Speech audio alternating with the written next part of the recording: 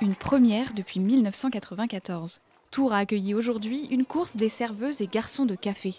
Organisée par l'école hôtelière Notre-Dame-la-Riche, elle permet aux élèves et professionnels de s'affronter dans la bonne humeur. On m'a dit viens, prends un plateau court, j'ai fait on y va. Et j'ai un bon niveau au plateau, sans me vanter. Mais on verra bien, si je le fais tomber, je serai parti là-bas, très loin, en train de pleurer sûrement au niveau du Crédit Agricole. Je gagne tant mieux, mais si je gagne pas, bon voilà, c'est comme ça on va dire. On y va au talent, c'est déjà ça, c'est pas mal. Moi je dis les capacités, je les ai ou pas, on va voir ça.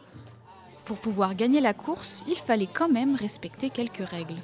Il faut être professionnel, venir en tenue professionnelle, interdiction de courir, que de la marche rapide. Sur le plateau, c'est une bouteille d'eau remplie à demi, 3 verres d'eau, donc on a mis des gobelets de festival. Tous les plateaux sont identiques pour chacun des concurrents. Faut faire 3 km à pied. Pour ne pas faire tomber les verres présents sur le plateau, chacun avait sa technique.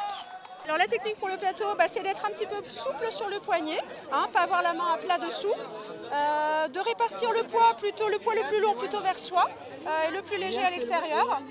Et puis voilà, advienne que pourra, let's go. La technique, c'est rien faire tomber, on verra. Ouais, tu peux lancer. Et puis c'est surtout, c'est déjà une réussite avant d'avoir terminé. Et ça, c'est bien.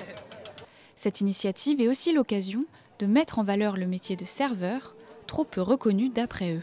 Je trouve que c'est un message pour mettre les métiers du restaurant en avant et pas que les métiers de cuisinier, les métiers de restaurant aussi. Et je trouve que c'est très bien que la jeune génération montre que ils sont là et ils sont pas feignants comme peuvent le dire certains.